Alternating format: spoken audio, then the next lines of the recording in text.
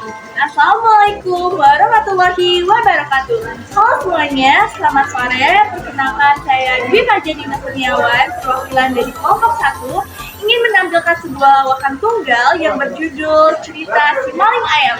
Saksikan ya. Jadi, saya ini punya tetangga nih yang pernah ketahuan mencuri ayam, terus masuk penjara deh. Tetangga saya ini mencuri ayam dan mendapat hukuman selama 4 tahun di penjara.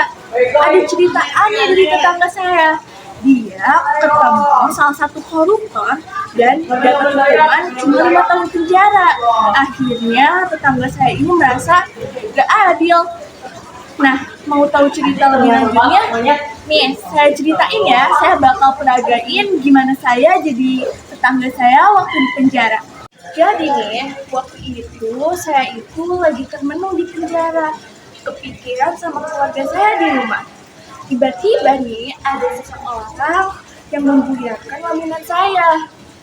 Nah, iya, orang yang membuyarkan lamunan saya itu si koruptor ini. Kok saya bisa tahu orang itu koruptor? Ya waktu dia masuk penjara, dia bilang sendiri kalau dia itu masuk penjara karena cuma salah ngitung dikit waktu proyeksi pembangunan. Iya, salah ngitung dikit. Katanya manusia itu memang suka hilaf. Iya sih, hilaf sampai 4 miliar. Nah, tiba-tiba si bapak ini bilang ke saya, tenang aja sih Pak, ngapain dipikirin? Kita ini kan sama-sama penghuni Hotel Prodeo ini. Terus saya dalam hati bilang, orang ini aneh ya, penjara yang sempit, panas, kok dibilang Hotel Prodeo? Emang dasar aneh, udah korupsi, omongannya suka melantur pula, aneh. Udah deh, saya tinggalin aja si bapak koruptor ini. Di hari selanjutnya, saya itu lagi ngerokok nih di penjara. Ngeliat si bapak yang lagi termenung juga. Saya punya pikiran, apa mungkin si bapak ini juga sama-sama kepikiran sama keluarganya di rumah ya? Padahal ngapain mikirin keluarganya di rumah? Dia di penjara aja pasti uangnya masih banyak, hartanya masih banyak. Ya udah nih, karena kebetulan saya lagi ngerokok, saya kasih aja nih 1 batang rokok ke si bapak ini. Terus saya tanya, kenapa bengong Pak? Sama-sama pikiran hal yang sama seperti saya kemarin ya? Terus saya bilang aja, ngapain dipikirin? Bapak kan mau masuk di penjara, mau keluar di penjara juga, uangnya tetap banyak. Ngapain dipikirin? Kan Bapak yang bilang begitu.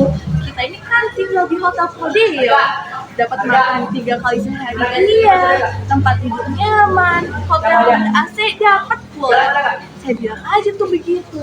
Saya lagi bilang aja nih ke bapaknya, loh, Bapak masuk sini kan karena korupsi, terus dapat 5 tahun penjara.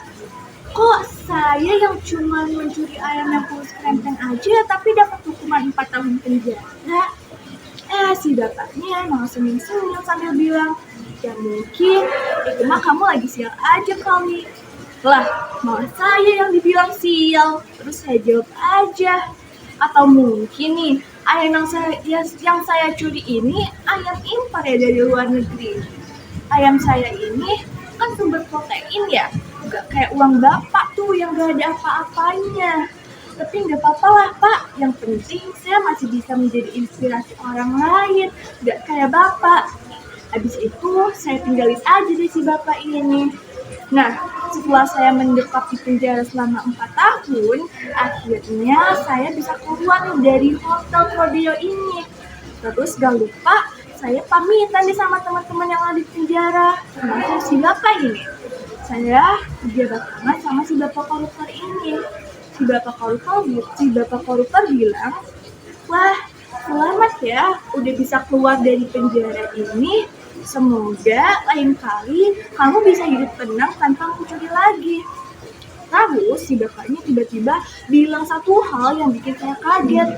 Oh iya, kamu mau tahu nggak? Saya ini dapat remisi loh. Saya dikurangi hukumannya selama 4 bulan. Loh, terus saya kaget dong. Saya yang selama ini udah baik-baik aja, tapi nggak pernah tuh hukuman saya dikurangi. Si bapak ini katanya sih kelakuannya baik di penjara, dan padahal dia korupsi 4 miliar. Saya di situ merasa gak adil dong. Tapi ya udah deh, saya jawab aja ke bapaknya ini. Ya udahlah Pak, mau gimana pun juga, yang penting sekarang saya udah keluar. Mungkin aja emang saya ini cuma punya ayam, saya nggak bisa nyogok hakim pakai ayam. Tapi kalau bapak ini punya uang buat nyogok hakim, ya udah deh. Nah, itu tadi tuh saya habis ngeliatin tetangga saya di penjara. Terus saya ini nih pernah lihat atau dengar berita kalau misalnya hukuman dari para koruptor ini aneh. Iya, aneh. Wah banget gitu. Masa saya pernah dengar koruptor itu dihukum, disuruh nyanyi di depan publik karena koruptor. Ya aneh dong. Bukannya malah malu, malah jadi terkenal. Harusnya ibu koruptor tuh dihukumnya suruh nyuci lapangan basket pakai sikat gigi aja kali ya, biar tambah malu sekalian. Nah tapi nih, saya ada satu pertanyaan deh. Hewan apa ya yang cocok buat para koruptor ini? Kucing, terlalu malas. Gajah, terlalu besar.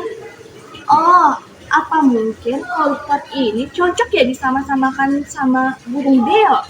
Iya, kenapa? Soalnya karena burung beo ini kan suka ngomong ya. Ngomongnya jelas, tapi nggak tahu tuh makna atau artinya apa. Cocok banget nih sama koruptor yang bilangnya sih a i u e o, tapi mereka nggak tahu artinya. Banyak sih pilihan hukuman buat koruptor. Selain banyak pilihan buat mereka gunain uang mereka untuk apa, banyak juga ya hukuman buat para koruptor. Udah gitu, koruptor ini nggak kapok-kapok. Biasalah, tapi mana mungkin sih di negara kesayangan kita ini nggak ada koruptor atau oknum-oknum yang kayak gitu. Kita sebut aja lah negara ini negara Konoha, karena nggak mungkin di negara kita ini ada, iya kan? Nah, terus tuh yang saya bingungin tuh, koruptor itu gak pernah kapok-kapok. Udah kena hukuman didenda lah, di penjara lah, disuruh bersih-bersih lah, tetap aja mereka nggak pernah kapok-kapok. Selalu ngulang terus. Mereka pikir mereka itu kayak lagi di game online kali ya. Karakter mereka mati, terus mereka bisa buat karakter baru. Iya tuh deh. Nah, jadi itu sekian saja ya lawakan tunggal dari saya. Terima kasih telah menyaksikan. Wassalamualaikum warahmatullahi wabarakatuh.